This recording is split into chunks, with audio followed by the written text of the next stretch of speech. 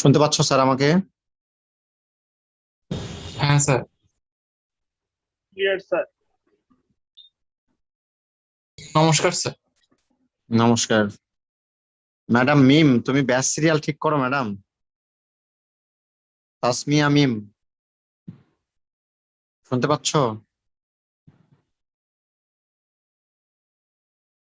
এই ব্যাপার কি, অনেকেই জয়েন করেনি কেন বুঝলাম না। আজকে কতক্ষণ পড়াবেন? আজকে তো মিটিং বেশি না, 1 ঘন্টা, এক ঘন্টা পড়াবো।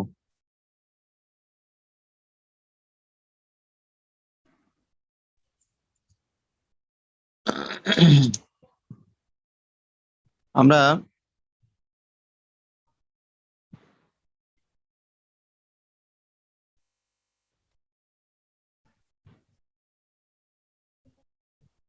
ডিফারেন্সিয়াল ক্যালকুলাস ক্যালকুলাস পড়ার কথা যেহেতু এই জায়গায়, তো ক্যালকুলাসের আসলে পড়ার আগে ফাংশন যদি বলি, লিমিট যদি বলি, আসলে ফাংশন হচ্ছে ক্যালকুলাসের প্রবেশদ্বার বলা হয়, ফাংশনকে গেট বলা হয়। অর্থাৎ function is the gate of calculus. আমি কিছু কথাবার্তা বলবো, লিখতে হবে একটু তোমাদের। আজকে আমি পড়ানোর চাইতে লেখা বেশি, একটু আমি যেভাবে বলবো একটু লিখবা। ফার্স্টে লেখো ফাংশন ইজ দ্য, একটু ফাস্ট লিখবা, তাহলে অনেক ইনফরমেশন দিতে পারবো। ফাস্ট লিখতে হবে। Function is the gate of calculus. Function হচ্ছে ক্যালকুলাসের প্রবেশদ্বার। যদি কোর্সের মধ্যে অনেক ইনফরমেশন পেতে চাও, একটু লেখার ক্ষেত্রে ফাস্ট লিখতে হবে। এই দেখ,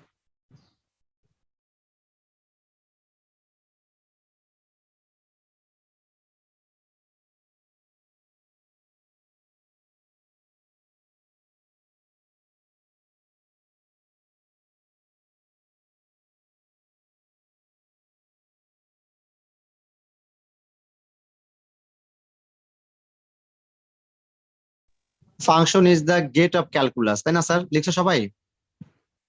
ক্যালকুলাস, উপরে ক্যালকুলাস টপিকটা লিখো। আর ক্যালকুলাসের বাংলা যদি বলতে বলা হয়, আমি তোমাদের আগেও বলেছিলাম ক্যালকুলাসের বাংলা, মনে আছে তোমাদের? নুড়ি পাথর স্যার। নুড়ি পাথর। লেখো সবাই, নুড়ি পাথর। এমন ভাবে রিভিশন দিও যাতে তোমার ভর্তি পরীক্ষা পর্যন্ত জিনিসগুলো হয়ে যায় স্যার, মোটামুটি অনেকটা কাভার করে। কারণ পরবর্তীতে তোমাদের যে অবস্থা চলতেছে, ভবিষ্যতে তোমরা যে আর কোচিং টোচিং ঠিকভাবে করতে পারবা তাও তো সত্য না, তাই না? লেখো পড়ে দেখলাম ক্যালকুলাস লিখে ডিসেম্বর বাংলা মাসে। লেখো ব্র্যাকেটে নুড়ি পাথর। স্যার ভর্তি পরীক্ষা একটা কোর্স চালু করবেন? ওরে, আরেকজন কই গেছে আবার? ভর্তি পরীক্ষার কোর্স? স্যার একটা শর্টকাট করে দেন। খবরে শুনলাম স্যার ডিসেম্বর মাসে বলে আমাদের পরীক্ষা নিতে পারে। কি পরীক্ষা? এইচএসসি। কোন খবর? ফেসবুকে দেখলাম স্যার, ওই আরে ঢাকার। ফেসবুকের সবকিছু মনে করো বিশ্বাস করতে নাই। ফেসবুকের কথা তোমরা এত বিশ্বাস করো কেন আমি বুঝি না। না স্যার, 84 দিন ধরলে তো সেই দিকেই চলে যায়। আরে পরের হিসাব পরে, আমি ওগুলো হিসাব এখন করতেছি না। ক্যালকুলাস লিখে নুড়ি পাথর লিখছো? প্রথমে স্যার লেখো বিসিএস ফাংশন এর ইজ জন্য দা, একটা করছেন স্যার? বুঝি নাই। প্রথমে লেখো বিসিএস ফাংশন। হ্যাঁ, বললাম বিসিএস পরীক্ষার জন্য একটা করছেন। মাফ করে দাও, আর কোর্স করানোর দরকার নেই আমার। এই কোর্সটাই সঠিকভাবে শেষ করাটাই আমার গুরুত্বপূর্ণ বলে মনে করি। আরো কোর্স, সৌমিক আবার আসছে। লেখো function is the gate of calculus, লিখেছো সবাই? তারপরের টার্ম লেখো limit is the base of calculus. ক্যালকুলাসের ভিত্তি হলো লিমিট, অর্থাৎ লিমিট ছাড়া ক্যালকুলাস হয় না। লিমিটের সবকিছুরই প্রয়োগ হচ্ছে ক্যালকুলাসে আছে। লিমিট হলো ক্যালকুলাসের ভিত্তি, limit is the base of calculus. এখন ক্যালকুলাস সম্পর্কে যদি বলতে বলা হয়, এটা আসলে কি? এটি আসলে একটি ভ্যারিয়েবলের রেসপেক্টে অন্য একটি ভ্যারিয়েবল বা চলকের পরিবর্তনের হার, রেট অফ চেঞ্জ, পরিবর্তনের হার। একটি ভ্যারিয়েবলের রেসপেক্টে আরেকটি ভ্যারিয়েবলের পরিবর্তনের হার সম্পর্কে ধারণা দেয়। অর্থাৎ একটি ভ্যারিয়েবল এক্স এর কতটুকু পরিবর্তনের ফলে ওয়াই এর পরিবর্তনটা কেমন হলো সে সম্পর্কে ধারণা দেয় হচ্ছে ক্যালকুলাস। আর এটা মূলত গতি এবং পরিবর্তন সম্পর্কিত গণিত। লেখো, একটি ভ্যারিয়েবল বা চলরাশির রেসপেক্টে বা সাপেক্ষে একটি চলকের সাপেক্ষে অন্য একটি চলকের পরিবর্তনের হারকে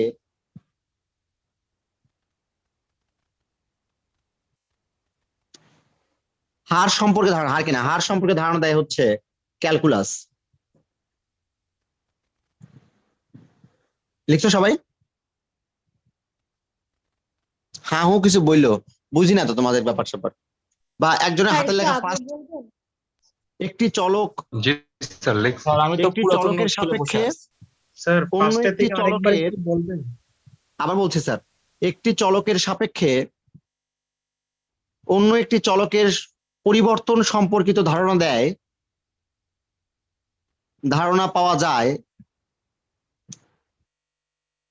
পরিবর্তন সম্পর্কে ধারণা দেয় যা তা হলো ক্যালকুলাস। বা ক্যালকুলাসে একটি চলকের সাপেক্ষে অন্য একটি চলকের পরিবর্তন সম্পর্কিত ধারণা পাওয়া যায়।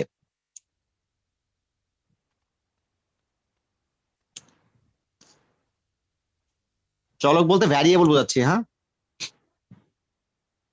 আচ্ছা, এবার এই ক্যালকুলাস দু ধরনের। এটা তোমরা ইতিহাস, তোমরা যেহেতু ফার্স্ট ইয়ার পড়ে পার করে আসছো, সেকেন্ড ইয়ার পার করতেছো, সুতরাং ক্যালকুলাস দু ধরনের। একটি হচ্ছে ডিফারেন্সিয়াল ক্যালকুলাস।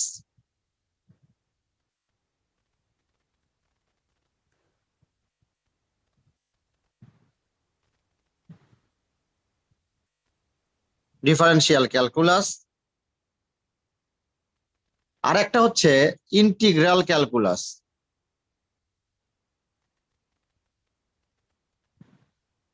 এই দুই ধরনের ক্যালকুলাস আমরা পাবো, দেখবা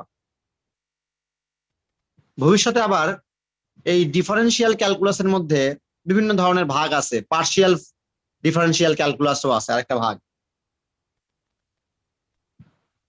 ordinary differential calculus, partial differential calculus, এরকম বিভিন্ন ধরনের ভাগ আছে। এটা আমরা হায়ার লেভেলে পড়বো।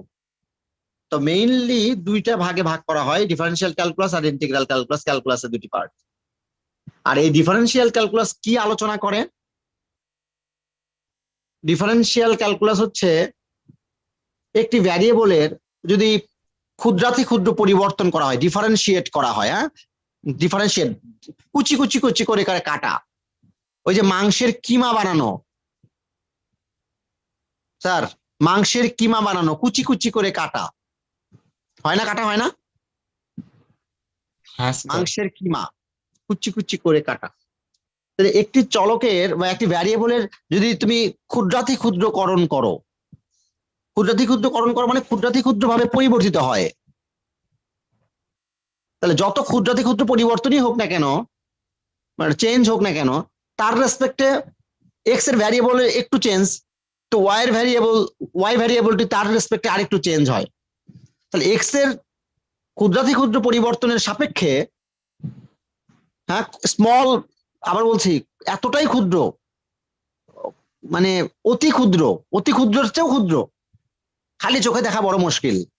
তাহলে একটি চলকের ক্ষুদ্রাতি ক্ষুদ্র পরিবর্তনের রেসপেক্টে অন্য একটি চলক বা ভ্যারিয়েবলের যদি পরিবর্তন বা রেট অফ চেঞ্জটা অনেক অনেক ক্ষুদ্র হয়,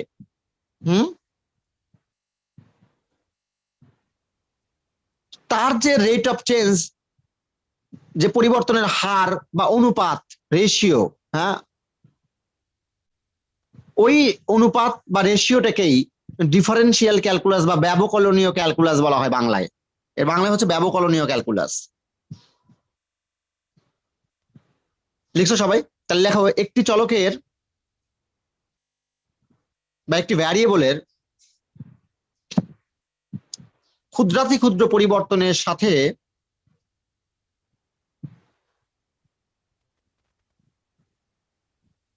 একটি চলকের ক্ষুদ্রাতি ক্ষুদ্র পরিবর্তনের সাথে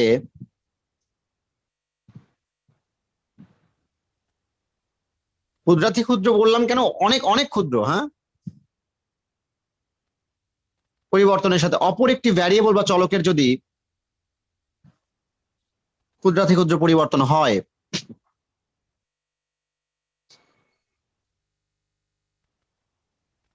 একটির রেসপেক্টে আরেকটা পরিবর্তিত হচ্ছে, তার মানে কি রেশিও বা অনুপাত পাবো, ওই পরিবর্তনের হার মানে ভাগফল পাবো বা অনুপাত পাবো।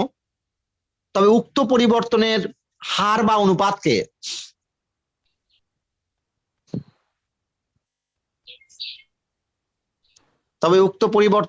বা অনুপাতকে ডিফারেন্সিয়াল ক্যালকুলাস,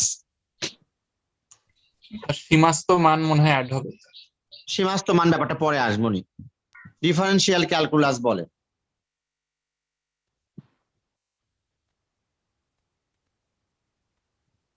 ক্ষুদ্রাতি ক্ষুদ্র যখন বলবো না, তখন অটোমেটিক সীমাস্ত মান চলে আসবে, এখানে আর বলার দরকার হবে না, ভবিষ্যতে দেখাবো। না স্যার, এর আগে লিখে দিছিলেন তো স্যার, তাই বললাম। পরিবর্তনের হারের সীমাস্ত মান বলছিলাম নাকি, হ্যাঁ স্যার। Limiting value.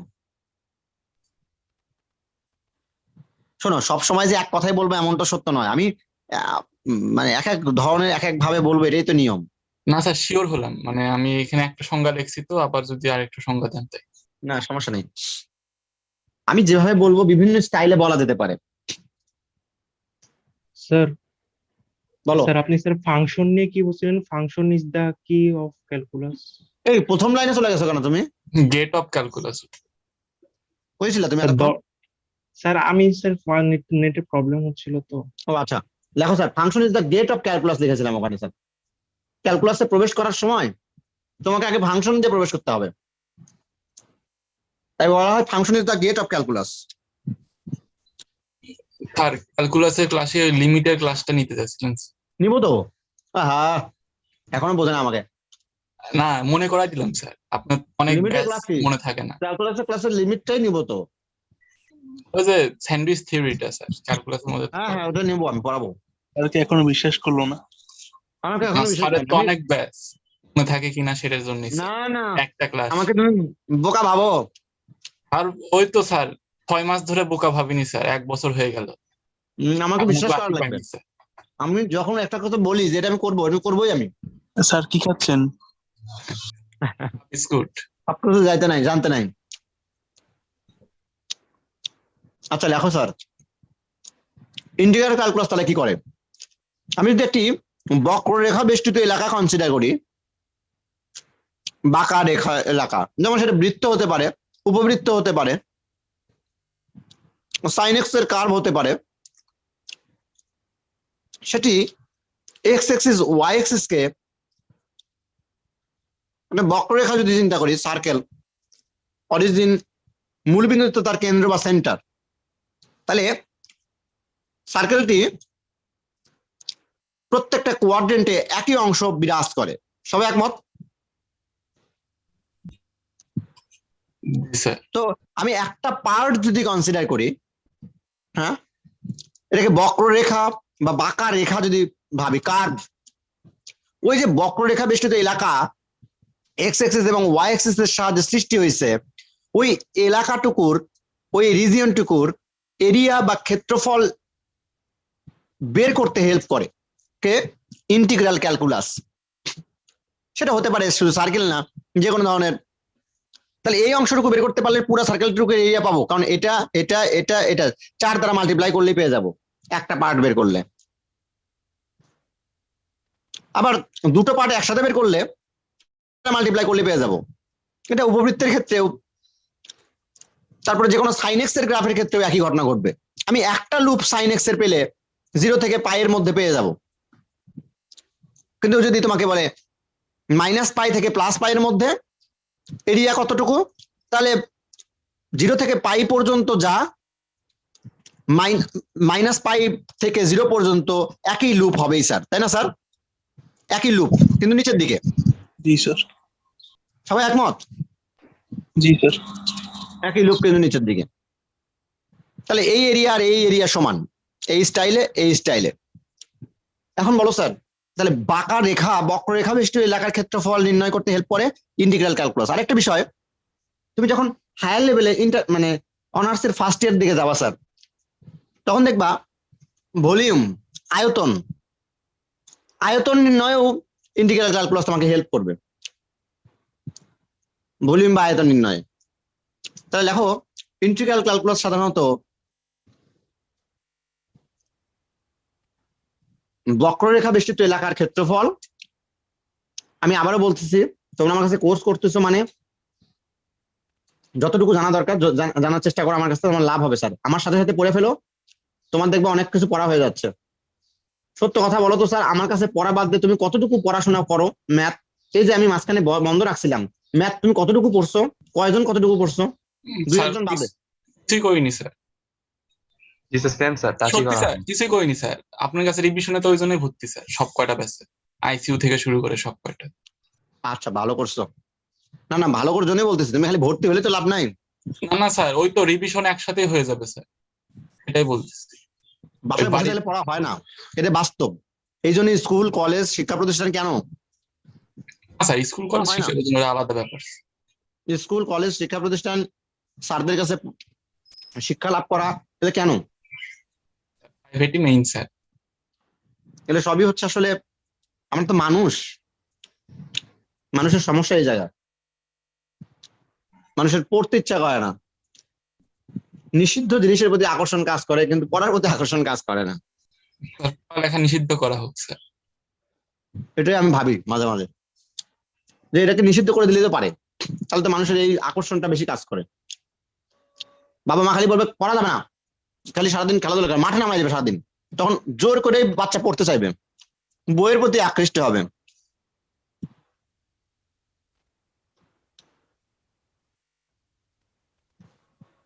দেখো অনেক বাচ্চা কাচ্চা মুভিতে দেখায়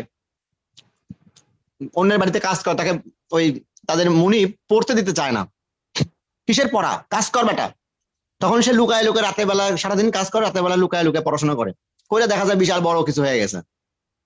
এরকম দেখা গেছে না? ইন্ডিয়ান সিরিয়ালেই তো দেখা যায় স্যার বেশি।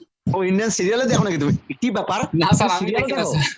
স্যার, স্যার বাড়ির লোক দেখে তো স্যার, সুপার 13 মাঝে মধ্যে চোখ পড়ে যায় স্যার কাহিনীর দিকে।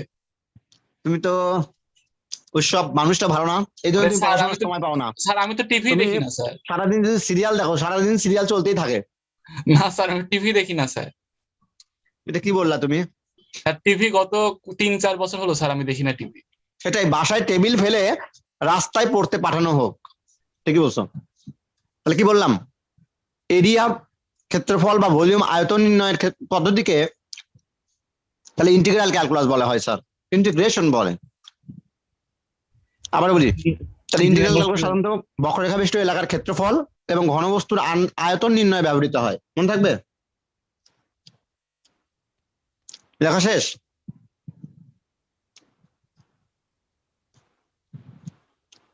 আবার বলেন। ইন্টিগ্রাল ক্যালকুলাস সাধারণত বক্ররেখা বেষ্টিত এলাকার ক্ষেত্রফল, কার্ভের যে এরিয়া এবং ঘনবস্তুর আয়তন বা volume, volume of cubic shape, ঘনবস্তুর আয়তন নির্ণয়ে ব্যবহৃত হয়।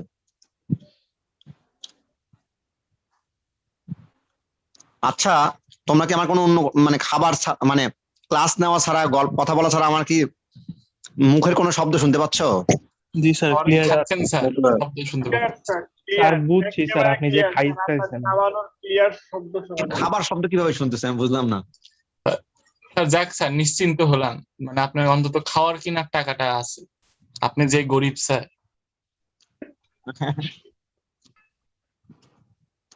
আচ্ছা আরেকটা বিষয় বলো স্যার, তাহলে এই যে ক্ষেত্রফল বা আয়তন নির্ণয়ের পদ্ধতি, এই পদ্ধতির নামই হচ্ছে ইন্টিগ্রেশন। লেখো স্যার, ক্ষেত্রফল অথবা আয়তন নির্ণয়, ভলিউম বা এরিয়া নির্ণয়ের যে পদ্ধতি, সেই পদ্ধতির নাম হচ্ছে ইন্টিগ্রেশন বা যোগজীকরণ বাংলায়।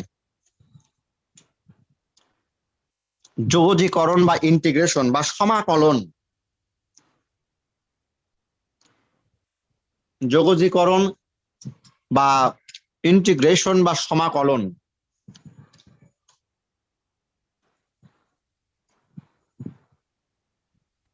লিখছো স্যার? আপনি খাওয়ার সময় আওয়াজ করে খান? না না, এটা আওয়াজ হচ্ছে কেন যেন বুঝতেছি না। আমি তো অন্য কিছু খাচ্ছি না, আমাকে কি যেন ছোলা টোলা কি যেন দিয়ে গেল। আসলে হয়েছে কি, আমার খাবারের প্রতি উদাসীন আমি। বডি দেখে বোঝা যায় স্যার। আমি খাবারকে খুব বেশি একটা ভালো। অপুষ্টি স্যার। স্যার এই মুনান একদম। স্যারের মতন স্যারের সাথে থেকেও আপনার খাবারের প্রতি উদাসীন। তুমি কি তারপরে বিশ্বজিৎ স্যার আছে, বিদ্যুৎ না, স্যার তুমি আছে, কি- এদের মাঝে থেকে তোমরা কি রিসেন্ট আমাদের মানে মৃত্যুঞ্জয় স্যারকে দেখছো? রাফিক জি আমাকে স্যার। দেখছে মনে করো দিন, অনেক জি কিছু স্যার, বলতো। আমরা দেখছি স্যার। ক্লাসে দেখছি, ক্লাস নাই। উনি দেখো, মানুষ চেষ্টা করে আমার মতো হলো, দেখছো? স্যার আপনিও স্যার মৃত্যুঞ্জয় স্যার মতো এখন, মানে মৃত্যুঞ্জয় না স্যার, আপনি একটু বাড়াই ফেলেন ওজন। চেষ্টা সোলাইমান করলে স্যার স্যারকে বিদ্যুৎ বললাম স্যার হইতে যে পারবেন। শোনেন, দেখেন মুনান শেখেন আমার মতো কিভাবে হইতে হয়, আপনিও চেষ্টা করেন। সে বললো স্যার সবাই যদি আপনাদের মতো হয়ে যায় স্যার, তাহলে আমার মতো থাকবে, আমি না হয় আলাদাই থাকি। যাই হোক, যেটা বলছিলাম, সবাই আমার মতো থাকতে পারবে না, হতেও পারবে না। উদ্ধার একটাই, উদ্ধারই একজনই করে। সেটাই। দেখো স্যার, আর এই যে ইন্টিগ্রেশন বলা হলো ক্ষেত্রফল বা আয়তন নির্ণয়ের পদ্ধতির নাম, আর এই পদ্ধতির ফলে যে রেজাল্ট পাওয়া যায় স্যার, বুঝছো? ইন্টিগ্রেশন করার ফলে লাস্ট অবস্থায় এসে একটা পর্যায়ে রেজাল্ট পাওয়া যাবে না, একটা ফলাফল পাওয়া যাবে না, একটা হ্যাঁ স্যার। ফলাফল বা এরিয়া পাওয়া যাবে, ঘনবস্তুর আয়তন পাওয়া যাবে। যে ফল পাওয়া যায়, যে রেজাল্ট পাওয়া যায়, ওর একটা বিশেষ নাম আছে, ইন্টিগ্রাল বলা হয়, ইন্টিগ্রাল বা যোগজ বলা হয় স্যার এটাকে। দেখো স্যার, আর যে রেজাল্ট বা ফল পাওয়া যায় ইন্টিগ্রেশন করার ফলে, হ্যাঁ, তার এই পদ্ধতির নাম হচ্ছে ইন্টিগ্রেশন। আর যে ফলাফল বা রেজাল্টটা পাওয়া যায় তার নাম কি? ইন্টিগ্রাল বা যোগজ। ইন্টিগ্রাল, ইন্টিগ্রাল বা যোগজ। তাহলে আমি সংক্ষেপে এভাবে বলতে পারি না স্যার, ইন্টিগ্রাল নির্ণয়ের পদ্ধতিকে ইন্টিগ্রেশন বলে, যোগজ নির্ণয়ের পদ্ধতিকে যোগজীকরণ বলে। তার প্রসেসের নাম হচ্ছে ইন্টিগ্রেশন, আর যে রেজাল্ট পাওয়া যাবে তার নাম হচ্ছে ইন্টিগ্রাল।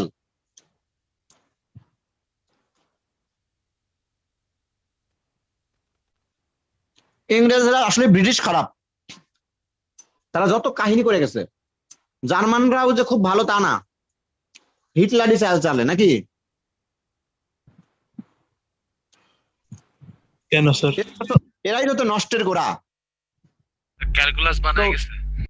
তো ইংরেজ, হ্যাঁ ক্যালকুলাসও বানায় গেছে ওরাই। তো ইংরেজ গণিতবিদের কথা যদি চিন্তা করো, নাম তার সবাই জানো, হাইজ্যাক করে সে আসলে নিজের নামে চালাইছে, স্যার আইজ্যাক নিউটন, ইংরেজ গণিতবিদ। এই দুজনের নাম না জানলে তুমি ক্যালকুলাস পড়ার অর্থ হবে না, এই জন্য দুজনের নামটা স্বীকার করে নিচ্ছি আমরা। মানে স্যার আপন বাবা লেবনিজ আর পালিত বাবা নিউটন। কে নিউটন? পালিত বাবা মানে কি বাবা? সৎ বাবা হলো নিউটন। বললাম যে ক্যালকুলাসের আপন বাবা হচ্ছে লেবনিজ আর পালিত বাবা হচ্ছে হলো নিউটন। পালিত বাবা বা সৎ বাবা যাই বলো না কেন,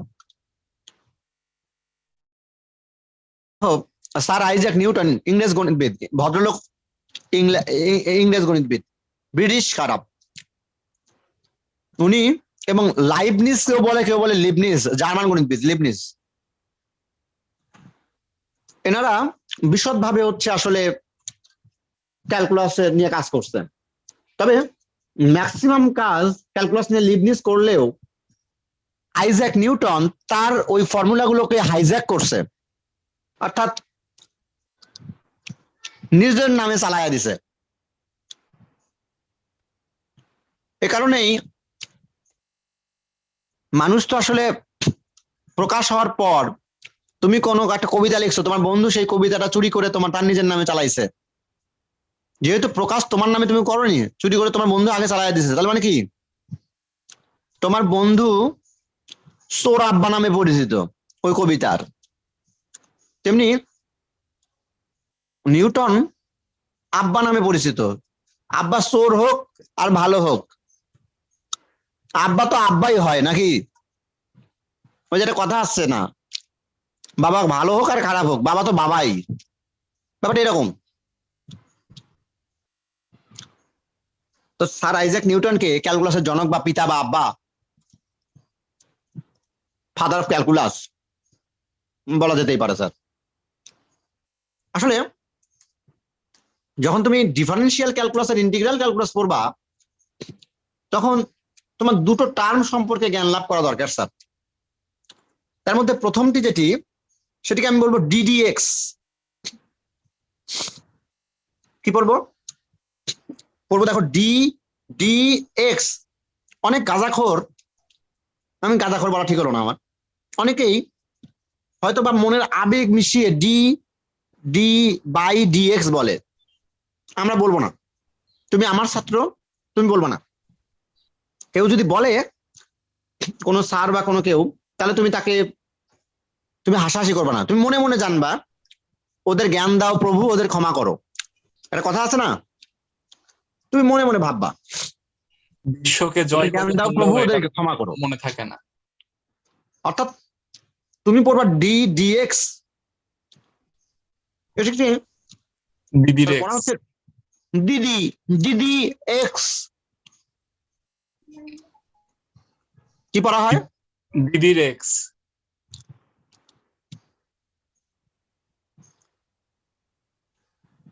এই স্টাইলে ফাজিল চর মারবো, পড়া হয় ddx.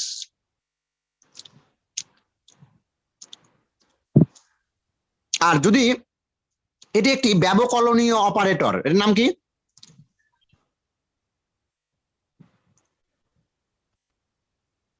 ব্যবকলনীয় operator, linear operator.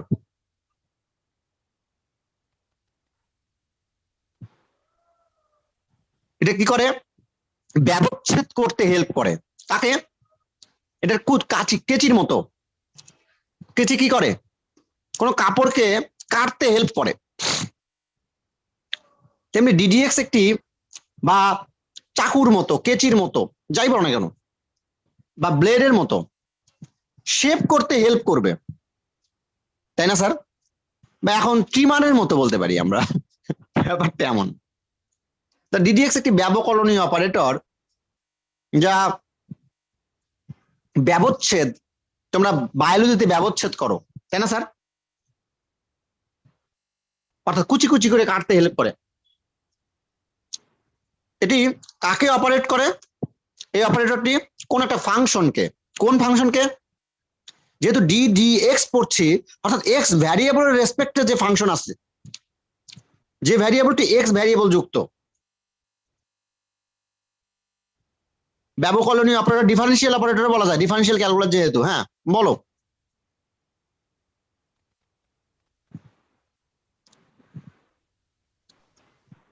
Differential calculus, differential operator, calculus বলছি না, ডিফারেন্সিয়াল মানে তো বা ব্যবকলন। লিনিয়ার কেন বললেন স্যার?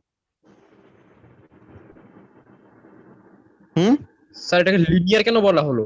Linear operator. এই যে এক্স এর পাওয়ার কত স্যার? ডিডিএক্স, এক্স এর এখানে কত আছে? একবার স্যার অপারেট 1 করতে স্যার পারবা, তুমি একবার অপারেট করতে পারবা। ডিডিএক্স, এক্স এর রেসপেক্টে কোন একটা এক্স এর ফাংশনকে একবার অপারেট করতে পারবা, তাই এটার নাম লিনিয়ার অপারেটর। মনে থাকবে? পোলাপাইন, আলামিন, স্যার। জি স্যার। এবার আসো, এই যে ডিডিএক্স, তাহলে এই অপারেটরটি ডিডিএক্স, ডি ডিভাইডেড ডিএক্স বলবো না, অফ কোন একটা ফাংশন, যদি Y is a function of X হয়, ওয়াই এর মধ্যে আসলে উৎসব, উৎসব হ্যাঁ স্যার। নামে উৎসব হতে পারে, কিন্তু ওর ভিতরে উৎসব সকাল বলা হচ্ছে, কিন্তু সকালে যে ঘুম থেকে ওঠে এমনটা সত্য নয়। একটার আগে উঠি না স্যার। উৎসব তার মানে যে সে উৎসব করে এমনটা সত্য নয়। আবার এটাও ঠিক, উৎসবের মধ্যে, আমার নামটা নয়ন, আমার দিকে তাকালে বোঝা যাবে এই লোকটা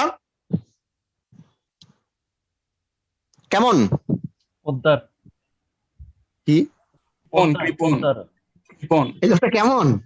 পোদ্দার স্যার। আমার দিকে তাকালে বোঝা যাবে এই লোকটার নাম নয়ন। তো কিছু ফাংশন আছে যাকে দেখলে আসলে বোঝা যায় না তার ভিতরে এক্স আছে না ওয়াই আছে। ওয়াই দেখলে মনে হচ্ছে না যে এটা এক্স চলকের ফাংশন। যদি সে এক্স চলকের ফাংশন হয় তাহলে ওয়াই কে এক্স এর রেসপেক্টে যখন ডেরিভেটিভ করবা তখন তাকে বলবা ডি ডিএক্স অফ ওয়াই। কি পড়বা? D D X of Y. আবার যদি ফাংশনটি টি এর ফাংশন হয় তারপর বা ডি, তখন টি এর রেসপেক্টে ডেরিভেটিভ করতে হবে ডি ডিটি অফ ওয়াই। মনে থাকবে কথাগুলো। অর্থাৎ যে ভ্যারিয়েবলের ফাংশন সেই ভ্যারিয়েবলের রেসপেক্টে তাকে ডেরিভেটিভ করতে হয় স্যার। আর এই ডিডিএক্স অফ ওয়াই বা ডিডিটি অফ ওয়াই এরা আসলে কি? এটা জিওমেট্রিক্যালি জ্যামিতিক ভাবে এদেরকে কিভাবে উপস্থাপন করা হয়, জ্যামিতিক ব্যাখ্যা কি এর? ওয়াই ইকুয়াল এফ এক্স একটি ফাংশন বা বক্ররেখা বা কার্ভ যদি হয়ে থাকে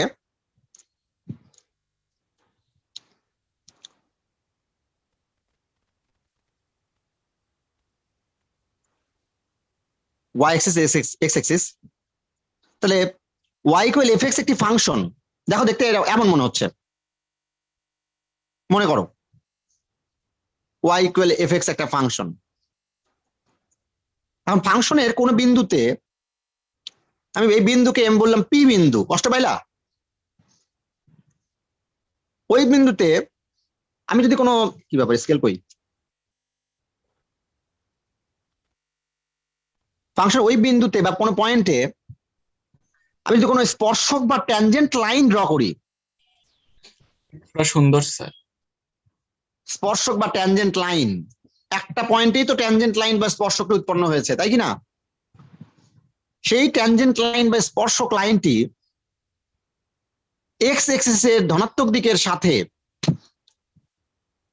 যে কোণ উৎপন্ন করে সেই কোণের পরিমাণ যদি থিটা হয়ে থাকে তাহলে ডিডিএক্স অফ ওয়াই হলো সেই অ্যাঙ্গেলের ট্যানজেন্টের ভ্যালু। কেন কেন কেন কেন? কারণ তুমি জানো এক্স এর ক্ষুদ্রাতি ক্ষুদ্র পরিবর্তন ভূমি বরাবর, হ্যাঁ বেস বরাবর ভূমি বরাবর, তার রেসপেক্টে ওয়াই এর ক্ষুদ্রাতি ক্ষুদ্র পরিবর্তন। বক্ররেখার ফাংশনটা ছিল এখানে প্রথমে, তারপর আস্তে আস্তে এখানে গেল, মানে কি প্রতিনিয়ত চেঞ্জ হচ্ছে কিনা? অর্থাৎ এক্স এর রেসপেক্টে ওয়াই এর পরিবর্তন হচ্ছে, এক্স আরো বাড়তেছে ওয়াই আরো বাড়তেছে।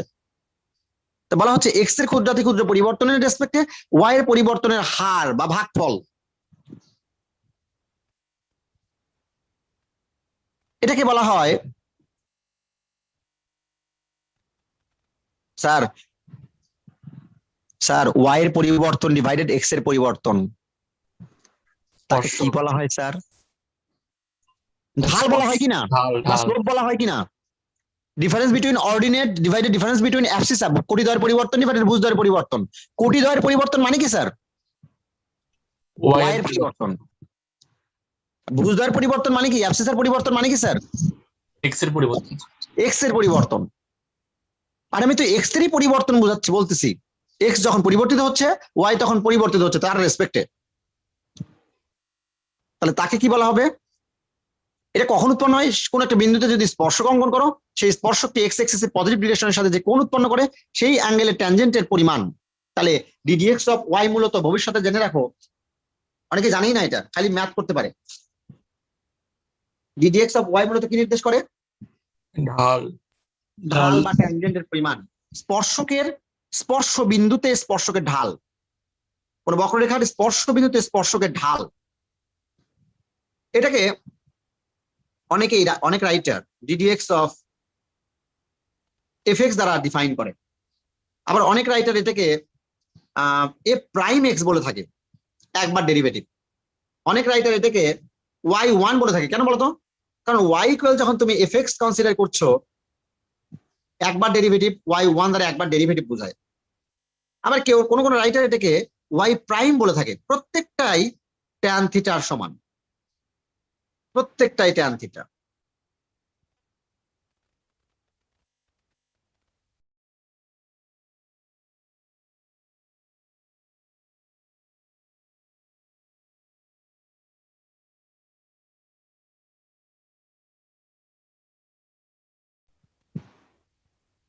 তাহলে এখানে লিখে রাখতে পারো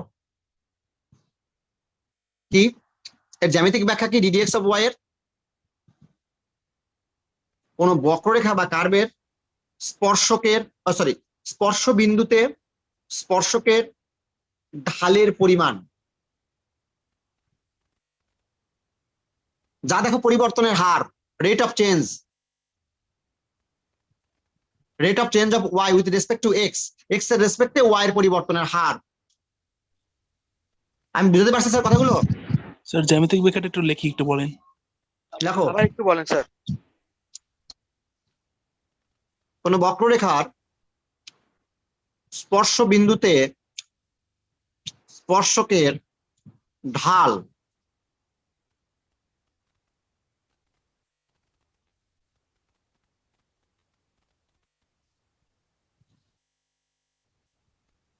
কোন বক্ররেখার স্পর্শ বিন্দুতে স্পর্শকের ঢাল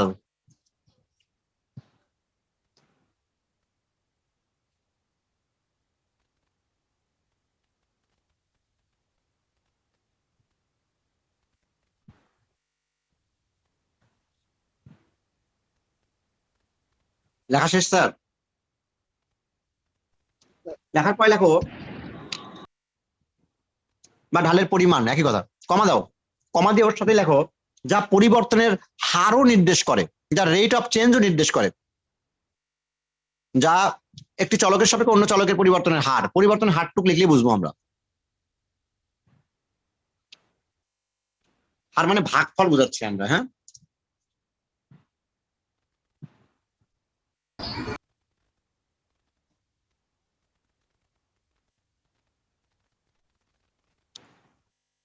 কমপ্লিট স্যার?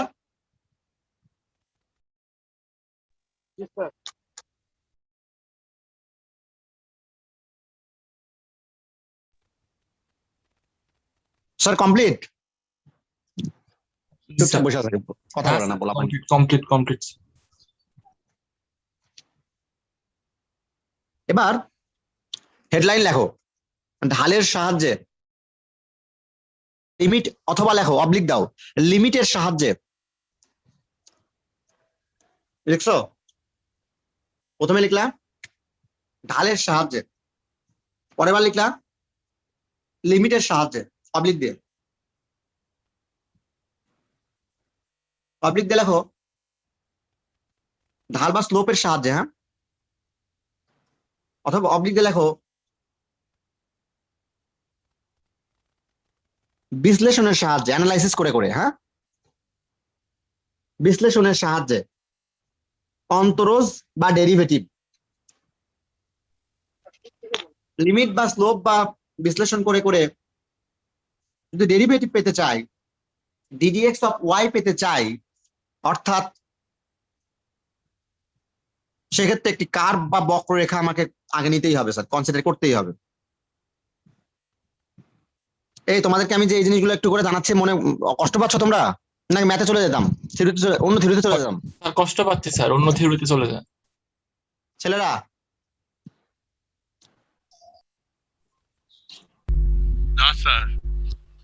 না স্যার, কষ্ট পাচ্ছি না।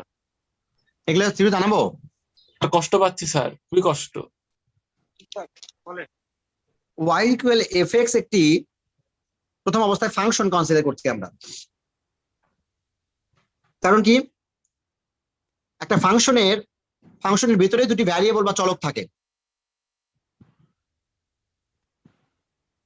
ঢালের সাহায্যে, পাবলিক লিমিটের সাহায্যে,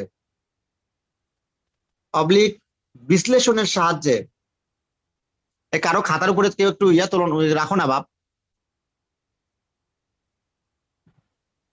ক্যামেরা রাখো না প্লিজ। আরেকবার বলবেন? কি রাখবা? কথাটা আরেকবার বলবেন? কারো খাতার উপরে কেউ একটু ক্যামেরাটা রাখো। আরে এটা না স্যার। রাখছো? ধর আমি একজনের নাম বলি।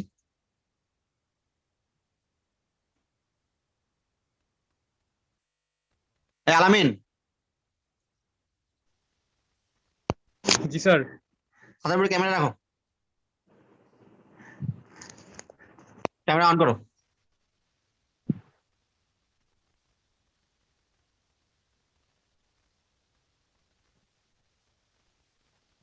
করছো?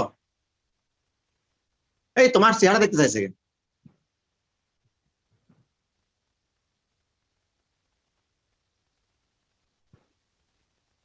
আবার চেহারা দেখায়।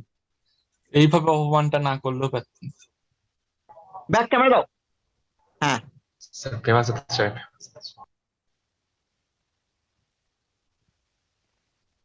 ওর খাতা কি সবাই দেখতে পাচ্ছ? একটু অন্ধকার মনে হচ্ছে। আচ্ছা, লেখো ঢালের সাহায্যে অথবা লিমিটের সাহায্যে অথবা বিশ্লেষণের সাহায্যে অন্তরজ বা ডেরিভেটিভ। আচ্ছা, y ইকুয়াল এফ এক্স একটা ফাংশন কনসিডার করলাম প্রথম অবস্থায় স্যার। এই ফাংশনটি একটি অবিচ্ছিন্ন বা কন্টিনিউয়াস ফাংশন। কেন আমি ফাংশনটা প্রথমে কনসিডার করব? কারণ দুটো ভ্যারিয়েবল দরকার। কারণ একটা ভ্যারিয়েবলের রেসপেক্টে আরেকটা ভ্যারিয়েবল পরিবর্তিত হতে পারে, তাই না স্যার? একটা ভ্যারিয়েবলের রেসপেক্টে আরেকটা ভ্যারিয়েবল পরিবর্তিত হতে পারে, একটা চলকের সাপেক্ষে আরেকটা চলক পরিবর্তিত হতে পারে। আর দুটি চলকের পরিবর্তনের হার নিয়ে এই আলোচনা করে হচ্ছে ডেরিভেটিভ বা ডিফারেন্স, মানে কি অন্তরজ। এজন্য আমি একটি ফাংশন নিচ্ছি। তাহলে এটি ফাংশন বা বক্ররেখা বা কার্ভ, এটা কন্টিনিউয়াস ফাংশন বলা যেতে পারে। আচ্ছা, এই কন্টিনিউয়াস ফাংশনের উপরে অসংখ্য অসংখ্য কার্ভের উপরে অসংখ্য পয়েন্ট থাকে না স্যার? যদি অসংখ্য পয়েন্ট থাকে, এই অসংখ্য পয়েন্ট গুলোর মধ্যে আমি দুটো পয়েন্ট কনসিডার করতেছি, খুবই নেইবারিং পয়েন্ট বলা যেতে পারে। কেমন পয়েন্ট? প্রতিবেশী দুটি বিন্দু, খুবই কাছাকাছি। কতটা কাছাকাছি? খুবই খুবই কাছাকাছি। কতটা কাছাকাছি? এই কতটা কাছাকাছি দুটি পয়েন্ট কনসিডার করছি? অনেক কাছাকাছি স্যার। দূরে দূরে স্যার। কাছাকাছি। এতটা কাছাকাছি আর হয় না, খালি চোখে দেখতে পারা যায় না এমন নগণ্য। কিন্তু আসলে মাইক্রোস্কোপে দেখে আমি দুটো বিন্দু কেমন ভাবে সেট করব দেখো।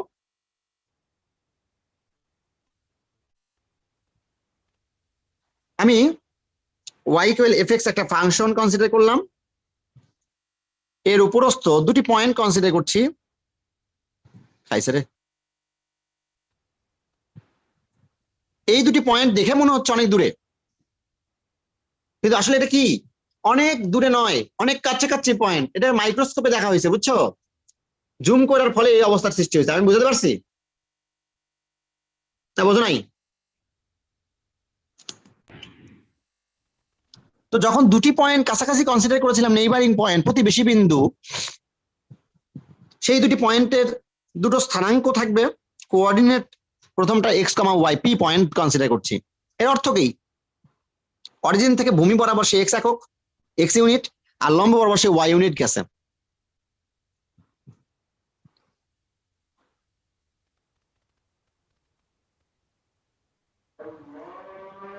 এতটুকু ডিস্টেন্স হচ্ছে এক্স ইউনিট, এতটুকু ডিস্টেন্স ওয়াই ইউনিট। এখন দেখো, তার ফলে পি আর কিউ পয়েন্টটা কোথায়?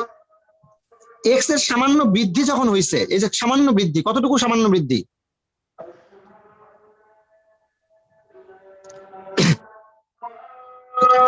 সামান্য বৃদ্ধি হচ্ছে এতটুকু, এই ডেল এক্স পরিমাণ সামান্য বৃদ্ধি।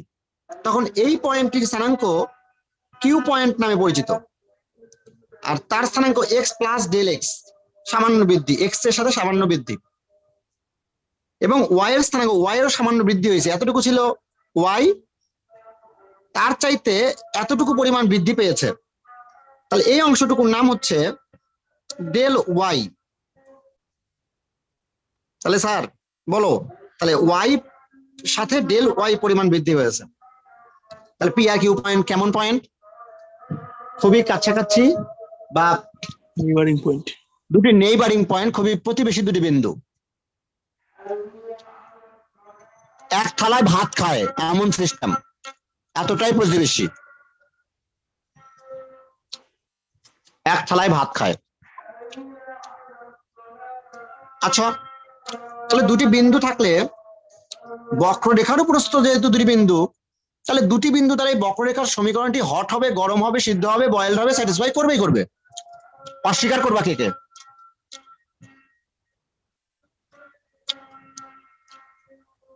এক্স কমা ওয়াই পয়েন্ট দ্বারা যদি 1 নং ইকুয়েশন হট হয়, তাহলে এক্স এর পরিবর্তে ওই বিন্দুর এক্স এর স্থানাঙ্ক বসিয়ে দিলে ওয়াই পাওয়া যায়। সবাই একমত? আবার এই বিন্দু দ্বারা যদি বক্ররেখার সমীকরণটি হট হয়, তাহলে বলা যেতেই পারে এক্স এর পরিবর্তে এক্স প্লাস ডেল এক্স এখানে বসাইলে, ফাংশন ইনপুট করলে রেজাল্ট হিসেবে ওয়াই প্লাস ডেল ওয়াই কে পাওয়া যাবেই যাবে। এটাই তো সিদ্ধ হওয়া, গরম হওয়া, হট হওয়া, বয়েলড হওয়া। সবাই একমত কিনা? কথা বললো স্যার, কথা বললো। জি স্যার, জি স্যার। আচ্ছা, এই পি আর কিউ বিন্দু দিয়ে যায়, এটি একটি ছেদক সরল রেখা, ছেদক রেখা কিনা? কর্ড কিনা? জ্যা হ্যাঁ কিনা? স্যার, হ্যাঁ স্যার। বক্ররেখা কর্ড বা জ্যা, দুটি পয়েন্ট দিয়ে যায়। ইন্টারসেপ্ট বলা যেতে পারে, ছেদক রেখা। আর যদি ছেদক রেখা হয়, তাহলে তুমি বলো স্যার, এই ছেদক রেখাটি এই বক্ররেখাকে কয়টা পয়েন্টে ইন্টারসেক্ট করেছে, ছেদ করেছে? জি স্যার। দুইটা। কিন্তু আমি তো তোমাকে কিছুক্ষণ আগে বলেছিলাম ইডিএক্স হচ্ছে কি নির্দেশ করে আসলে মূলত? ক্ষুদ্রাধিক্ষেত্রের পরিবর্তন। বেশ, আরেকটা কি বলেছিলাম? ইডিএক্স মূলত বক্ররেখার স্পর্শ বিন্দুতে স্পর্শ পয়েন্টে, একটা পয়েন্টে স্পর্শক বা ট্যানজেন্ট তো একটার বেশি দুটি পয়েন্টে উৎপন্ন হয় না? ট্যানজেন্ট বা স্পর্শকের ঢাল, স্পর্শক বা ট্যানজেন্ট একটা বক্ররেখা বা কার্ভের কয়টা পয়েন্টে উৎপন্ন হয় স্যার? একটি। কয়টা? এই স্পর্শক বা একটা একটা পয়েন্টে যদি উৎপন্ন হয়, তাহলে বলা হচ্ছে এই ডেল এক্স পরিমাণ আস্তে আস্তে কমতে কমতে কমতে কমতে কমতে কমতে যখন শূন্যের কোঠায় আসবে, ডেল এক্স যখন এখানে, খেয়াল করো এখানে, অর্থাৎ ডিস্টেন্স যা ছিল তার চেয়ে কিছু কমছে কিনা? লাল যে দাগ দিয়ে ফোটা দিছি যেটা, ডেল এক্স যে দূরত্বটুকু ছিল প্রথম অবস্থায় এখান থেকে এই পর্যন্ত, তার চেয়ে এই পর্যন্ত আসা মানে কি দূরত্ব একটু হলেও কমলো কিনা? কমছে। তার ফলে ওই ডেল এক্স এর জন্য ডেল ওয়াই এর অবস্থা কি সৃষ্টি হবে স্যার? ওই কিউ পয়েন্টটি তখন এইখানে আসবে কিনা? তখন কি ডেল ওয়াই কমে গেছে? আগের ডেল ওয়াই এর তুলনায় এই ডেল ওয়াই কি কম? লাল ডেল ওয়াই জি স্যার। রয়েছে। ডেল এক্স আরো কমলে, আরো ডান দিক থেকে এর কাছাকাছি আসলে ডেল ওয়াই আরো কম হবে। অর্থাৎ খেয়াল করো, বক্ররেখার উপস্থ যে বিন্দুগুলো আমি লাল লাল করে দিচ্ছি, কিউ পয়েন্টটি আস্তে আস্তে আস্তে আস্তে আস্তে আস্তে কার কাছাকাছি চলে আসছে? কাছে আসার গল্প। কার কাছাকাছি আসতেছে? পির কাছে। পি এর কাছাকাছি। তখন ডেল এক্স কমছে তো ডেল ওয়াই কমছে, অর্থাৎ ডেল এক্স এর পরিবর্তন হচ্ছে, ডেল ওয়াই এর পরিবর্তন হচ্ছে। অর্থাৎ ডেল এক্স যখন টেন্স টু 0 হবে, তখন ডেল ওয়াই কমতে কমতে টেন্স টু 0 হবে না স্যার? ডেল এক্স কমতে কমতে 0 এর কাছাকাছি আসতেছে, কমতে কমতে এতটাই কম, 0 এর কাছাকাছি, অনেক কাছাকাছি। তখন ডেল ওয়াই কমতে কমতে এই দূরত্ব গুলো কমতেছে। দেখো, এর তুলনায় এই দূরত্ব কম, তার তুলনায় এই দূরত্ব কম, তাহলে ডেল ওয়াই কমতেছে। সবাই একমত? জি স্যার। যখন কিউ টেন্স টু পি এর কাছাকাছি আসবে, তখন তখন সেই রেখাটি তখন সেই রেখাটি তখন সেই লালা তখন সেই লালা রেখাটি কালা থেকে, কালা বা ছেদক থেকে স্পর্শকে পরিণত হবে স্যার, সবাই একমত কিনা?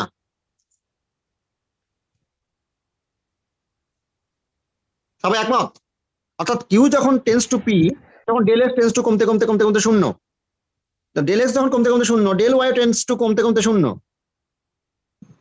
সেক্ষেত্রে এই কিউ পি আর যে লাইনটি ছিল সেটি কিউ পি আর লাইন আর থাকবে না, সেটি এন পি এস নয়ন পোদ্দার সার এই স্পর্শকে পরিণত হবে, বক্ররেখার স্পর্শ, বক্ররেখাকে নয়ন পোদ্দার স্যার স্পর্শ করবে।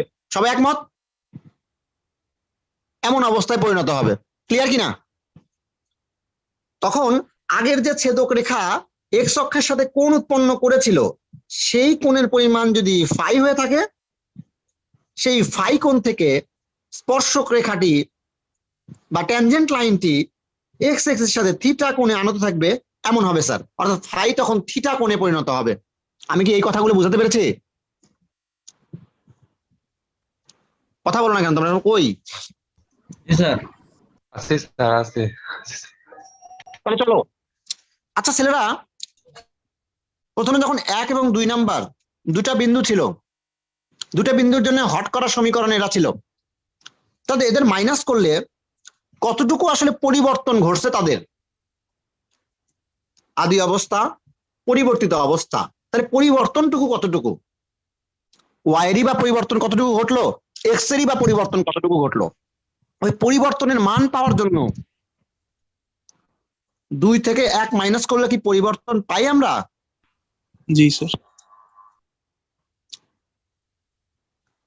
2 থেকে 1 কে মাইনাস করলাম পরিবর্তন পাওয়ার জন্য, কিছু না। তাহলে ওয়াই এর ক্ষুদ্রাতি ক্ষুদ্র পরিবর্তন হলো এমন, কার ফলে? এই কার ফলে ওয়াই এর পরিবর্তন এমন হলো? এই পরিবর্তন তো এমনি এমনি ঘটেনি, ডেল ওয়াই তো এমনি এমনি পাওয়া, এক্স এর ফলে স্যার। এইদিকে যদি না সরতো এক্স ডেল এক্স পরিমাণ, তাহলে কি ডেল ওয়াই পাওয়া যেত? ওই যে হয় না, এখানে আছে ছেড়ে দে শয়তান ছেড়ে দে, তখন সে ডান দিকে দৌড়ায় চলে যায়, তখন কি শয়তানও উপর দিকে দৌড় দেয়। ব্যাপারটা এরকম কিনা? তাহলে এক্স এর পরিবর্তনের জন্য ওয়াই এর যেহেতু পরিবর্তন হচ্ছে, তাহলে এক্স এর পরিমাণ পরিবর্তনটা সামান্য হলেও কিছু না কিছু থাকবে, তাই কিনা? জি স্যার। তাছাড়া সেটাই থাকবে সারা জীবন ধরে। তাহলে এক্স এর পরিমাণ যদি সামান্য হলেও কিছু বেশি থাকে, কিছু না কিছু থাকে, তাহলে ডেল এক্স এর পরিমাণ শূন্য নয় এমন কিছু।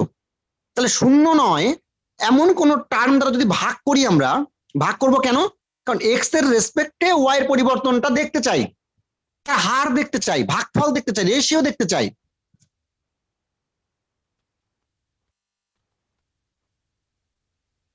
আমি তাই বোথ সাইডে ডেল এক্স দ্বারা ডিভাইডেড করলাম। এখন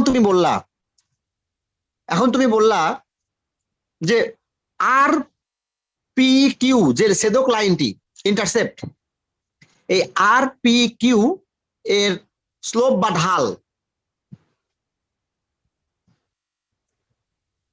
ট্যান ফাই কিনা স্যার? কেমনে পাবো? দুটি পয়েন্ট জানা থাকলে তাদের ওই পয়েন্টের ডিফারেন্স বিটুইন অর্ডিনেট পরিধয়ের পরিবর্তন, ওই পয়েন্ট দুটির ভুজ দ্বয়ের পরিবর্তন, পি কিউ রেখা বা পি কিউ আর বা আর পি কিউ লাইনের স্লোপ, ভুজ দ্বয়ের পরিবর্তন। এখান থেকে কি দেখা যাচ্ছে? ওয়াই ওয়াই গ্যাচাং, এক্স এক্স গ্যাচাং, del Y by del x. তাহলে আসলে del Y by del x যেটি পাওয়া গেল সেটি মূলত এই ছেদক রেখাটির কি নির্দেশ করে স্যার? ঢাল। ঢাল নির্দেশ করে কিনা? সবাই একমত? তাহলে এটা যদি ছেদক রেখার ঢাল হয় তাহলে এটাকে ট্যান ফাইও বলা যায়। জি স্যার। আর এখানে যদি লিমিটের হেল্প নেই, কিউ যখন তখন ক্ষুদ্রাতি ক্ষুদ্র দেখবো, এই ঢাল নিব না, শুধু আমরা কি পরিবর্তনের হারের ক্ষুদ্রাতি ক্ষুদ্র পরিবর্তন দেখবো। ক্ষুদ্রাতি ক্ষুদ্র পরিবর্তন, যখন ক্ষুদ্রাতি ক্ষুদ্র পরিবর্তন বলো তখন লিমিট চলে আসে কথাটি। ক্ষুদ্রাতি ক্ষুদ্র যখন ব্যাপারটা চলে আসে তখন কি বোঝায়? Limiting sense. আবার বলছি, ক্ষুদ্রাতি ক্ষুদ্র পরিবর্তন বললে কি চলে আসে? লিমিটিং সেন্স চলে আসে, লিমিট চলে আসে। তো লিমিট বলা হচ্ছে যখন কিউ টেন্স টু পি তখন ডেল এক্স টেন্স টু কত স্যার?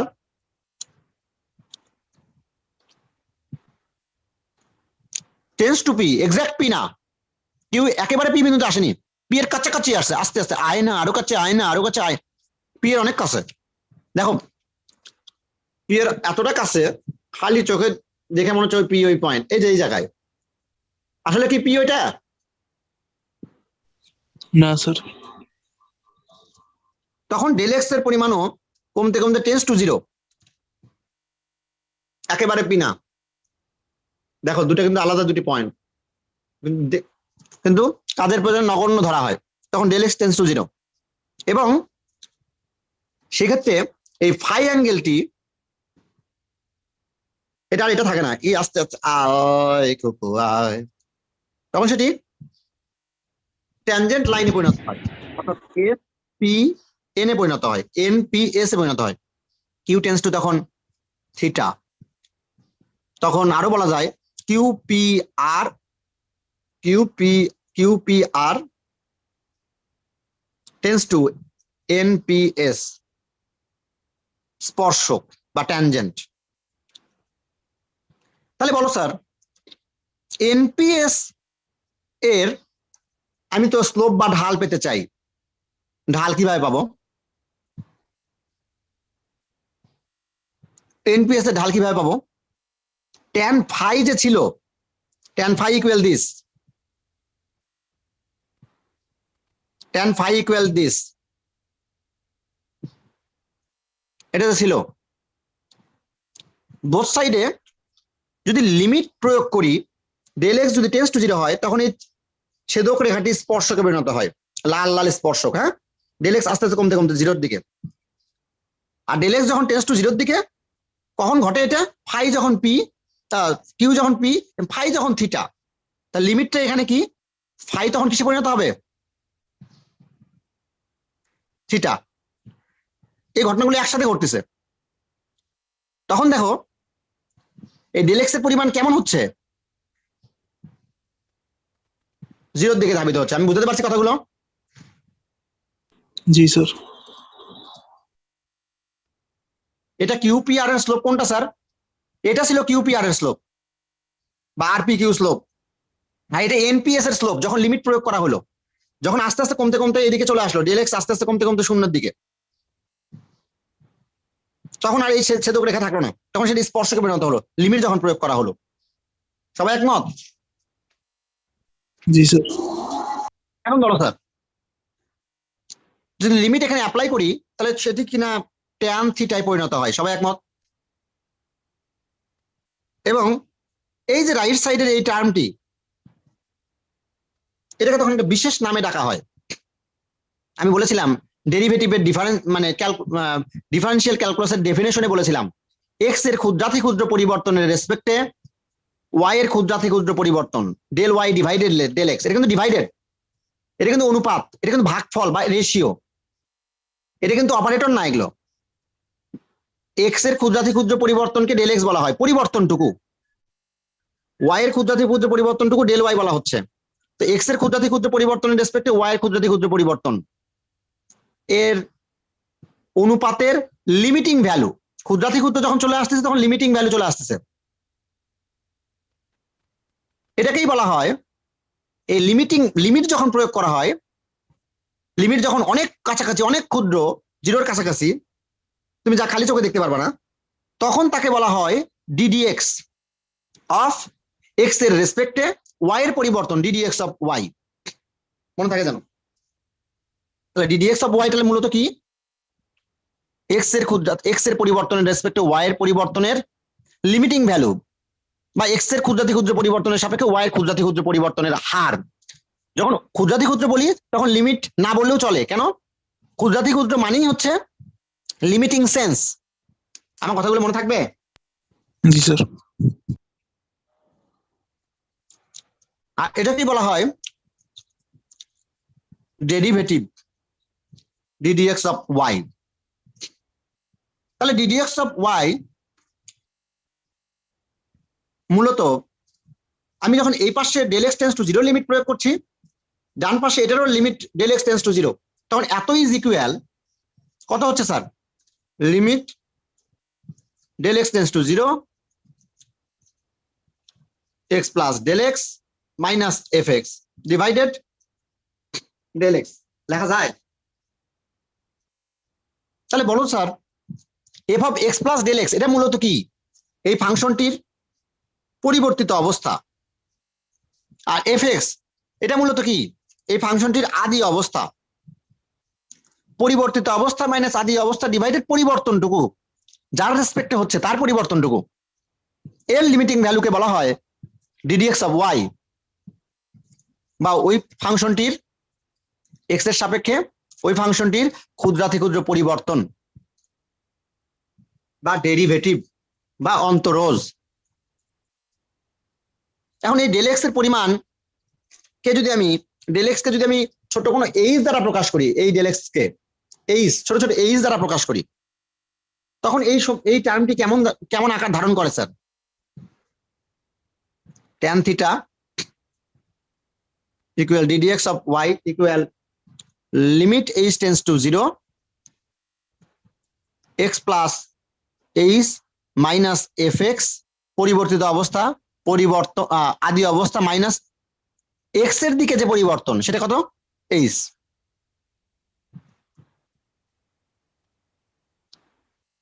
তাহলে এতকেই বলা হচ্ছে, এতকে অথবা এতকে অথবা এতকে কি বলা হয়?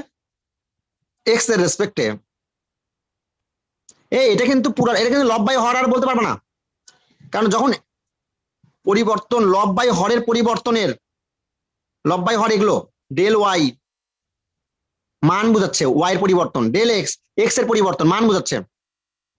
তারা যখন লিমিট প্রয়োগ করে ফেলছে তখন ddx অফ y আসছে। এখানে আর লব বাই হর বলতে পারবো না, শুধু এইটুকু লব বাই হর del Y by del X, মনে থাকে জানো? তাহলে এতকে এক্স এর সাপেক্ষে y ইকুয়াল fx বা y এর বা fx এর অন্তরজ বা ডেরিভেটিভ বলে। ডেরিভেটিভ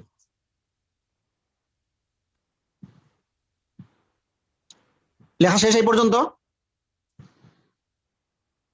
জি স্যার। লেখা শেষ? জি স্যার শেষ। পরের পেজে যাও না, তোমাদের নিচে তারপর লেখো, নিচে লেখো n.b. দেখো আমি ডেফিনেশন থেকে লিমিটের হেল্প নিয়ে করছি, তাই প্রথমে হেডলাইন লিখছিলাম লিমিটের সাহায্যে অন্তরজ। আমি ঢাল বা স্লোপের হেল্প নিছি, দুটা পয়েন্ট থাকলে তাদের স্লোপ বা ঢালের হেল্প নিছি, তাই ঢালের সাহায্যে অন্তরজ। আমি বিশ্লেষণ করে করতে করে করে করে করে অ্যানালাইসিস করতে করতে করতে করতে এই পর্যন্ত পৌঁছাইছি, তাই বলছি অ্যানালাইসিসের সাহায্যে বা বিশ্লেষণের সাহায্যে অন্তরজ। মনে থাকবে স্যার?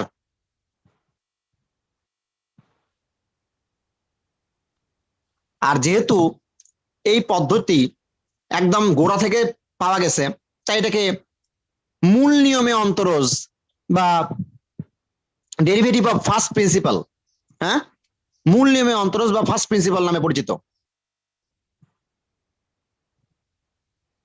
মূল নিয়মে অন্তরজ বা ডেরিভেটিভ অফ ফার্স্ট প্রিন্সিপাল নামে পরিচিত। এটি মনে থাকবে স্যার? মূল নিয়মে অন্তরজ লিখো সবাই, কথা বলো, মাঝে মাঝে না বুঝতে পারি না। স্যার জি স্যার, বুঝতে পারছি। আচ্ছা, আরেকটা নোট লেখো, যেমন উৎসবের নাম হচ্ছে, কখনো বাড়িতে ডাকে উৎসব, বন্ধু বান্ধব ডাকে সকাল, কেউ ডাকে স্যাসরা নাকি না, তোমার কি নামে ডাকে? আর স্যার আর যাই নামে ডাকুক ওই নামে ডাকে না স্যার। আচ্ছা, তাহলে অন্তরজের বা ডেরিভেটিভের অনেক নাম থাকে স্যার। অন্তরজকে অনেক সময় অনেকেই আদর করে অন্তরক সহগ সহগও বলে। অন্তরক, রক নামটা কি? অন্তরক সহগ বা ডিফারেন্সিয়াল কোএফিসিয়েন্ট।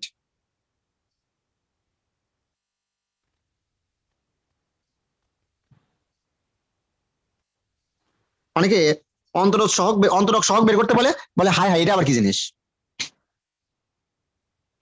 মানে কি, কাকে বের করতে বলছে? অন্তরজ বের করতে বলছে, বা ওই যে ডেরিভেটিভের রেজাল্টটা বের করতে বলছে। মনে থাকবে স্যার? তার মানে ডিফারেন্সিয়েট করতে বলা হয়েছে, ডিফারেন্সিয়েশন করতে বলা হয়েছে, অন্তরীকরণ করতে বলা হয়েছে। তাহলে অন্তরজকে অনেক সময়, অন্তরজ কিন্তু এক জিনিস, একই অন্তরজ বা অন্তরক সহগ এগুলো একই জিনিস, বা ডিফারেন্সিয়াল কোএফিসিয়েন্ট। অন্তরজের আরেক ইংলিশ কি হচ্ছে? ডেরিভেটিভ। ডেরিভেটিভ বা অন্তরজ বা অন্তরক সহগ, ডিফারেন্সিয়াল কোএফিসিয়েন্ট একই জিনিস। মনে থাকবে স্যার?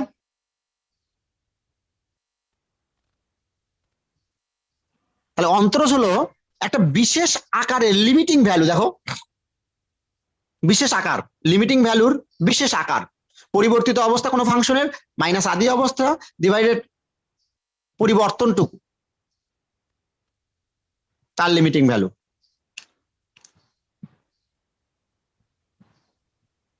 নিচে দেখো, অন্তরজ নির্ণয় করার পদ্ধতিকে অন্তরীকরণ বা ডিফারেন্সিয়েশন বলে বা ব্যবকলন বলে। এটা আগেও বলেছিলাম। স্যার এই কথাটার আগে কি বললেন? অন্তরজ হলো একটা বিশেষ আকারের লিমিটিং ভ্যালু। অনেক ধরনের লিমিট থাকবে, তার মধ্যে বিশেষ আকার, special form of a limiting value.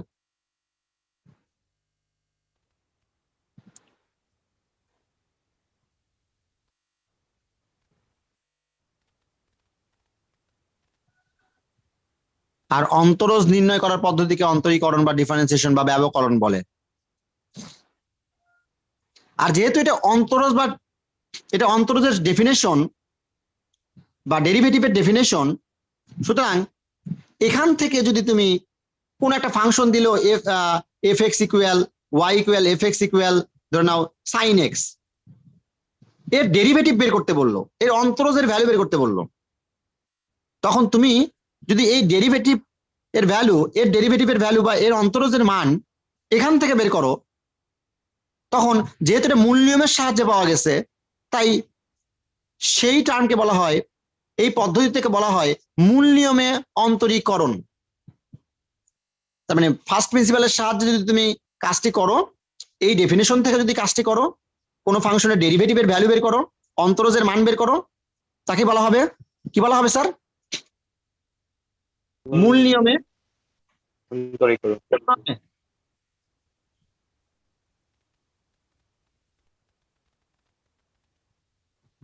কথা হলো মূল নিয়মে অন্তরীকরণ। এখন আরেকটা কথা তোমাদের আজকে বলে দিই একটু, পাওয়ার ফাংশন।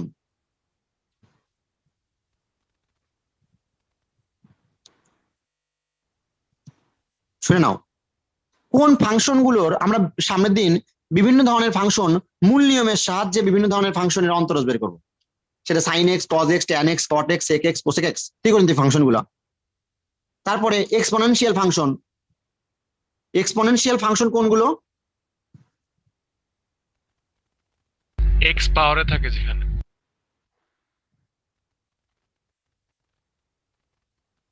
এক্সপোনেনশিয়াল ফাংশন যেগুলো কনস্ট্যান্টের পাওয়ার ভ্যারিয়েবল, সেগুলো কেমন? এক্সাম্পল হিসেবে কনস্ট্যান্টের পাওয়ার ভ্যারিয়েবল আসতে পারে ই টু দি পাওয়ার একটা constant x, a to the power x, two to the power x, হ্যাঁ, half to the power x, মুরগি টু দি পাওয়ার এক্স। এর একটা ভ্যালু আছে 2.7182, এর একটা নির্দিষ্ট মান হতে পারে 2, হতে পারে হাফ, হতে পারে 5, যা ইচ্ছে হতে পারে। কনস্ট্যান্টের পাওয়ার যখন ভ্যারিয়েবল, চলক, দেখো চলক, তখন তার নাম এক্সপোনেনশিয়াল ফাংশন। আর পাওয়ার ফাংশন কোনগুলো স্যার? যেগুলো উল্টোটা, ভ্যারিয়েবলের পাওয়ার কি Constant। কনস্ট্যান্ট, ভ্যারিয়েবলের পাওয়ার কনস্ট্যান্ট, তার নাম পাওয়ার ফাংশন। সেটা কেমন হতে পারে? ওই যে ভ্যারিয়েবল ধরো এক্স টু দি পাওয়ার 2 থাকে, এক্স টু দি পাওয়ার 3 থাকে, এক্স টু দি পাওয়ার 5 থাকে, that is F X equal x two the power N. N যে কোনো কিছু হতে পারে, এটা হচ্ছে এক্সাম্পল। এন কে যেখানে N belongs to Real number, তখন তার নাম কি স্যার? পাওয়ার ফাংশন। তবে এন এর ভ্যালু বিলংস টু আর বটে, এক্সেপ্ট 0। বলো তো এক্সেপ্ট 0 কেন?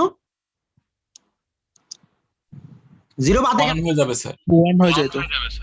ফাংশন হয়ে যাবে। সেক্ষেত্রে সেই ফাংশনের নাম কি? F X equal 1। অর্থাৎ এক্স এর ভ্যালু তুমি যাই বসাও না কেন, যদি 1 হয়ে যায় প্রত্যেকবারই 1 পাওয়া যাবে, প্রত্যেকবারই 1 1 5 এর জন্য 1 6 এর জন্য 1 7 এর জন্য 1 3/2 এর জন্য 1, তখন তার নাম কনস্ট্যান্ট ফাংশন। কনস্ট্যান্ট ফাংশন বা ধ্রুব ফাংশন। মনে থাকবে কথাগুলো আমার? সেজন্য এক্সেপ্ট 0 ব্যতীত।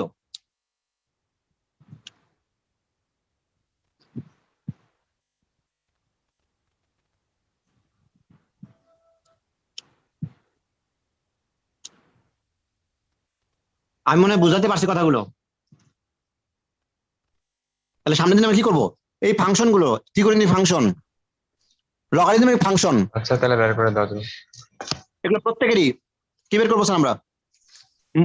এই মূল নিয়মের সাহায্যে, এই সংজ্ঞার সাহায্যে ডেরিভেটিভ বের করব। তবে পরিবর্তিত অবস্থা দরকার হবে, আদি অবস্থা দরকার হবে, ডিভাইডেড পরিবর্তন দরকার হবে, তার লিমিটিং সেন্স, তাকে বলবো ওই ফাংশনটির y এর আচ্ছা থাকি, সমস্যা নেই। ডেরিভেটিভ বা অন্তরজ। কয় পেজ লিখছো আলামিন? তাহলে বললো কয় পেজ লিখছো সবাই? 4 পেজ। হাই হাই, আমি তো পড়াইলামই না, 4 পেজ হয়ে গেল তাও। 2 পেজ। এই 2 পেজ হয় কেমনে? আমার কথা বলে তার মানে তুমি লেখোই নি? আমি তো 2 পেজ লিখছি ফাজিল। লেখছি স্যার, 2 পেজ লেখছি, আমার হাতে লেখা ছোট তো 2 পেজে ধরে গেছে। তো এখন ছোট খারাপ দেখাইছে ওগুলো। স্যার আমি একটু লিখিনি স্যার। আর কত ছোট থাকতে চাও? বয়স হয়েছে। আপনার এখনো বিয়ে হয়নি স্যার, আর আপনি বলতেছেন অন্যদের ছোট হতে। সব খালি আর বিয়ে বিয়ে বিয়ে, কি যে পাইছে পোলাপাইন। স্যার ফার্স্ট পেজের প্রথম 3 লাইন একটু আরেকবার বুঝিয়ে দিবেন। প্রথম কি বলেছিলাম স্যার? আমি ভুলে গেছি তো নিজেও। ফার্স্ট পেজটা স্যার। না, সেটা তো বুঝলাম, কিন্তু স্যার first page এ- function is the gate of calculus, ওইটার কথা বলছে। ও আমি কথা বলেছিলাম কিছু ফাংশন ছাড়া ক্যালকুলাস হয় না। Function is the gate of calculus. প্রবেশ করার জন্য, ক্যালকুলাসে প্রবেশ করার জন্য আগে ফাংশন কিছু না কিছু জানতে হয়, স্যার তারপরে লিমিট জানতে হয়, কারণ limit is the base of calculus. ভিত্তি, ক্যালকুলাসের ভিত্তি। কারণ লিমিট ছাড়া দেখলা ক্যালকুলাসের কাজই করতে পারলাম না, ডেরিভেটিভের কাজই করতে পারলাম না, কারণ লিমিটের সাহায্যে প্রথম আদি যে ডেরিভেটিভ সেই কাজটা লিমিটের সাহায্যে করেছি। তাহলে কি ভিত্তি বলা ঠিক কিনা বলো? জি স্যার। স্যার ওইখানে নুডি পাথর লিখছেন কেন? ও ক্যালকুলাসের বাংলা, তুমি মনে হয় পরে জয়েন করছো, এবার বুঝছি। জি স্যার। স্যার ক্যালকুলাসের অর্থাৎ তুমি রাস্তাঘাট, এই যে বড় ব্রিজ কালভার্ট তৈরি করতেছে, এগুলো সব ক্যালকুলাসের হেল্প নিয়ে স্যার, এগুলো সব নুড়ি পাথর দিয়ে দিয়ে। জি স্যার। স্যার ফার্স্ট পেজটা একটু ক্যামেরা রাখবেন। ফার্স্ট পেজটা আমি লিখিনি স্যার, আমি তো ফার্স্ট পেজ লিখি নাই কিছু, জনগণকে দিয়ে লেখাইছি, জাস্ট এটা আমি মুখে বলতে, তুমি মনে হয় বুঝতেছো না, সেটা পরে আসতাও যেহেতু জানো না, এটা আমি এলোমেলো যা ইচ্ছে করছি। জি স্যার। স্যার লিভ নিব। স্যার হ্যাঁ, একটা প্রশ্ন ছিল স্যার। বলো। মানে স্যার সংজ্ঞাতে তো দেখি হচ্ছে স্যার একটা হচ্ছে পরিবর্তনের হার আর একটা হচ্ছে ক্ষেত্রফল তৈরি কেমনে হয়, তাহলে স্যার এই দুইটা মানে স্যার বিপরীত কেমনে হয়? স্যার ও আমি difference- যখন ইন্টিগ্রাল ক্যালকুলাসে যাব তখন বলবো এই কথা, আপাতত খালি জানিয়ে রাখলাম। আচ্ছা স্যার। স্যার ক্যালকুলাসের স্যার ব্যাক ক্লাস রাখছেন? না স্যার, বাবা, আর পকেট বডি স্প্রে নিয়ে আবার কি করতেন স্যার? এক্স আজিব। হাসো তো আবার কি কয়? স্যার নয়ন শুধু আপনারই নাই স্যার, মাফ নয়ন করে- শুধু আপনারই নাই স্যার, আমাদেরও আছে। আজ তো আমি 1 ঘন্টা প্রায় পড়ছি, নাকি? 1 ঘন্টা পড়াইছি অবশ্য। যাই হোক, এটা ব্যাপার না, আমরা একটু। আজকের দিন মাফ করে দিলাম স্যার আপনি। আচ্ছা, তোমরা ভালো থেকো, আমি একটু হ্যাঁ, বাইরে স্যার। যাবো। ওপারে ভালো থাকবেন স্যার।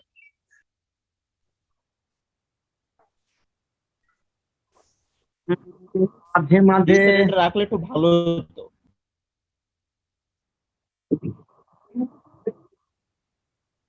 জি স্যার।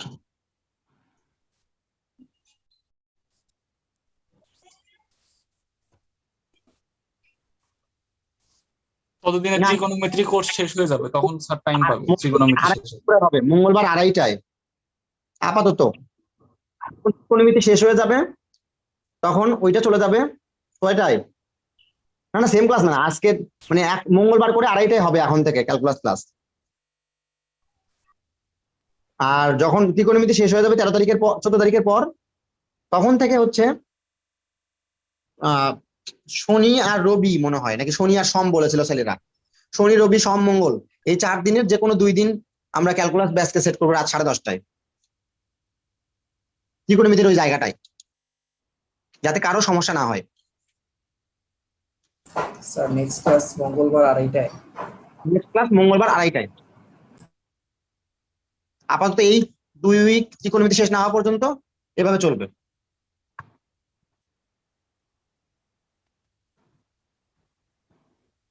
স্যার ভালো থেকো তোমরা, নাকি কাটলাম? ওপারে ভালো থাকবেন। তোমরাও। স্যার